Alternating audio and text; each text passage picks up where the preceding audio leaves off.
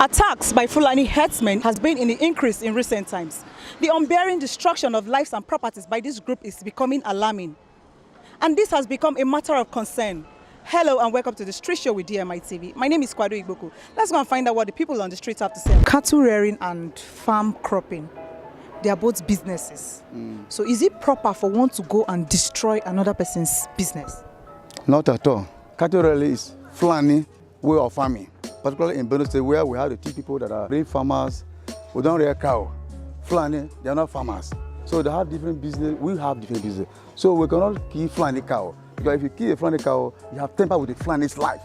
If you destroy a T-man's club, food clubs, you have destroyed his life. For now, the government is supposed to put a stop to it. And again, we're supposed to ask, who is giving them those arms they are using to fight those people? Is it a sort of terrorism? Or is it the plan work, or they purposely got the guns from the owners of the cattle? Both are into it to earn a living, and actually, economically, it is good for the government and for the society, for somebody to dare into a particular adventure.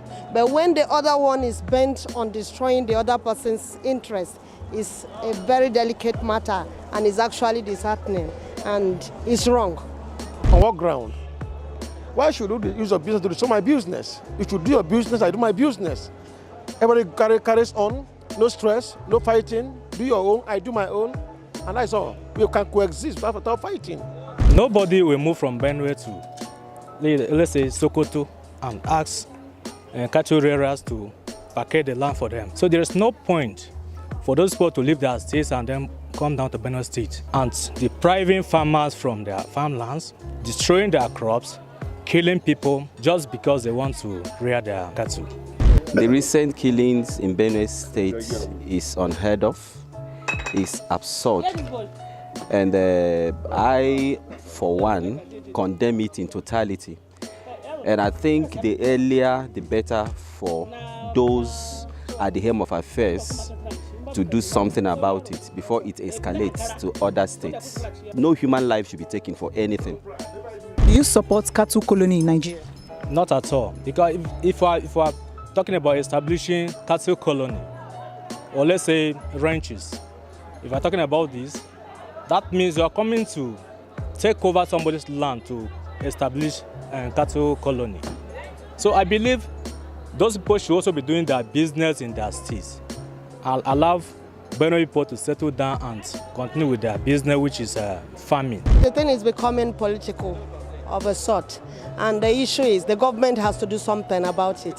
Something has to be done drastically.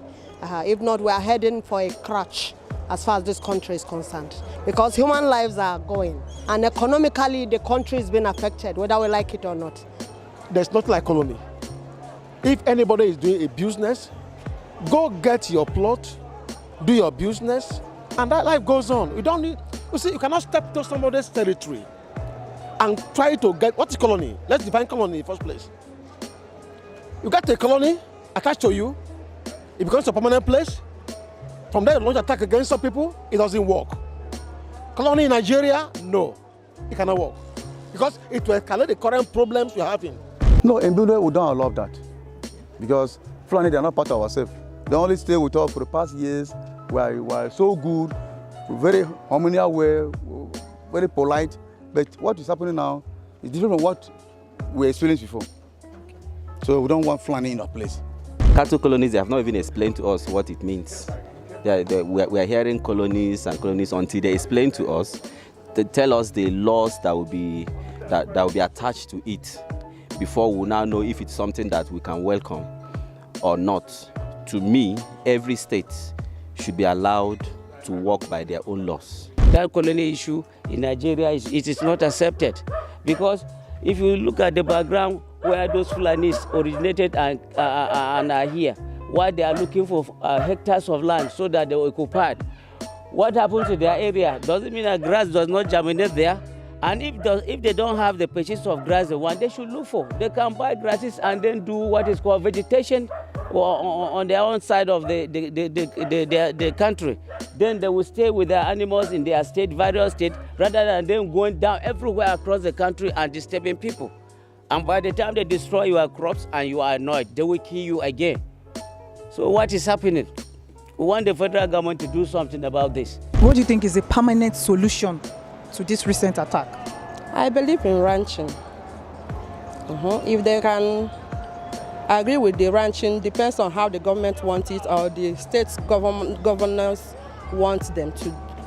Simple. Let every business owner build their business with a capital.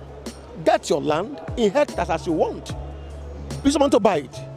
Do your business there, and from there, life goes on. Recently, we heard that they have inaugurated a committee to look into a 10-man committee that is chaired by the vice president. I, for one, am not in support of that committee because there have been so many committees without a result.